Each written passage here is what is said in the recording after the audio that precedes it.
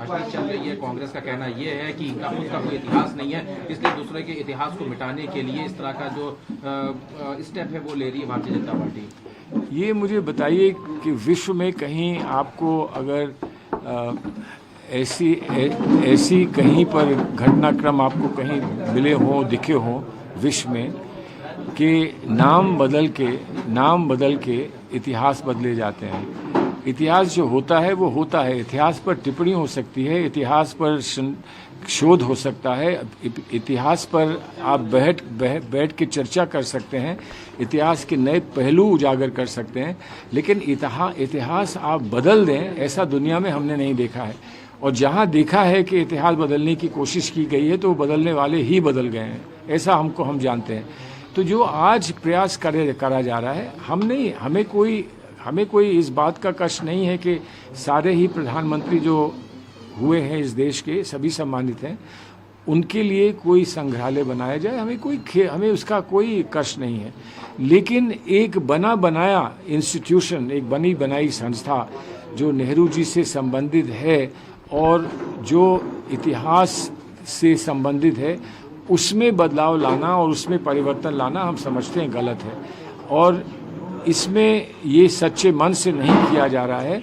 बहुत सारे काम हो रहे हैं आज जो सच्चे मन से नहीं हो रहे हैं, तो इसलिए हम इसका विरोध करते हैं। बीजेपी का कहना है विरोध इसलिए कर रहे हैं क्योंकि आप डायनेस्टी कर रहे हैं, सबको सम्मान करेंगे और नेहरू जी की जो भी वहाँ पे चीजें उनसे कोई खिलवाड़ नहीं करा रहा, तो इस पर राजनीति की वो कह रहे हैं कांग्रेस कर रही है अपने आप को। राजनीति क्या है?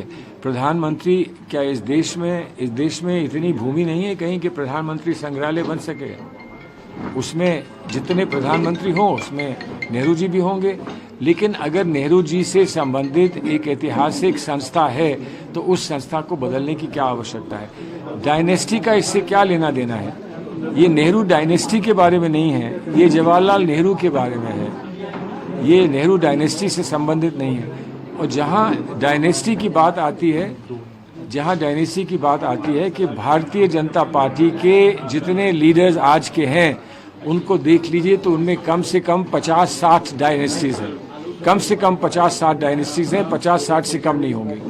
सर एक सवाल और है, यूनिफॉर्म सिविल कोड को लेकर चर्चाएं चल रही हैं। नेशनल लॉ कमीशन ने कहा है 1 महीने का वक्त दिया है लोगों को अपनी राय मशवरा उस पर देने के लिए। हालांकि उत्तराखंड सरकार ने इस दरमियान 13 पॉइंटर का मसौदा तैयार कर दिया है। यूसीसी की जो भूमि है वो कर ही नहीं सकते हैं। यूनिफॉर्म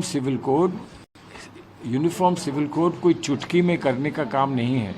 यूनिफॉर्म सिविल कोड के लिए आपको देश का कानून में परिवर्तन लाना होगा और सैकड़ों कानून ऐसे हैं देश के जो स्टेट लेवल के नहीं हैं, जो राष्ट्रीय लेवल के हैं। उसमें सिर्फ सेंट्रल गवर्नमेंट ही परिवर्तन कर सकती है।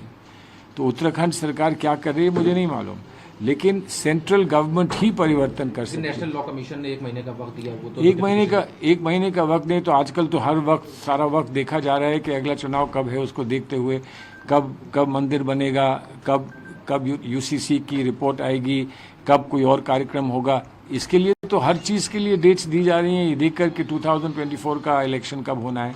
हमें उससे क्या लेना देना है?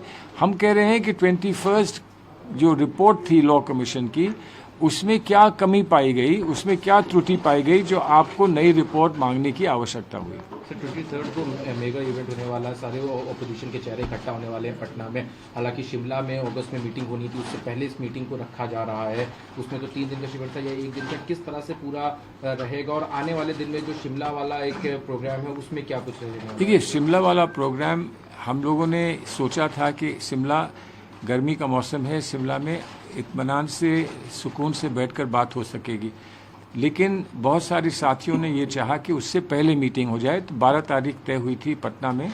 12 तारीख को ना राहुल गांधी जी यहाँ थे और ना ही खारगे जी यहाँ थे। और फिर विभिन्न पार्टियों के दलों में भी से ये संदेश आया कि उनके भी लीडर्स नहीं अवेलेबल हैं, तो इसलिए उसको 23 को रखा गया है। 23 को हम लोग सब जा रहे हैं। 20 या 21 पार्टीज वहाँ रहेंगी। अब जब वो लोग सब आपस में वहाँ बैठ लेंगे और उनकी आपस में चर्चा होगी तो उससे जो निष्कर्ष निकलते हैं वो आपके सामने आएंगे। फिर आप उसको प्रकाशित करके और फिर लोगों से आप पूछ सकते हैं।